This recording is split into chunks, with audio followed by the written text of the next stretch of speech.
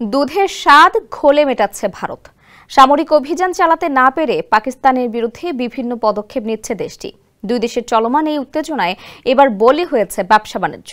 এরই অংশ হিসেবে পাকিস্তান থেকে সব ধরনের মালামাল আমদানি নিষিদ্ধ করেছে ভারত।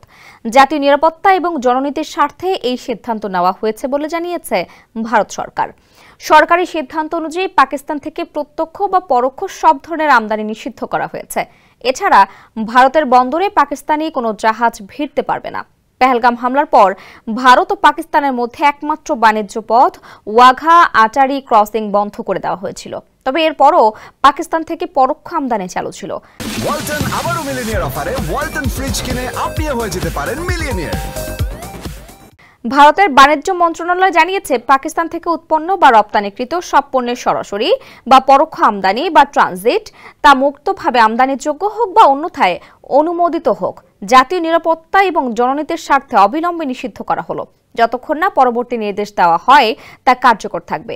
এই নিষেধাজ্ঞার কোনো ব্যতিক্রমের জন্য ভারত সরকারের পূর্বানুমোদন প্রয়োজন হবে।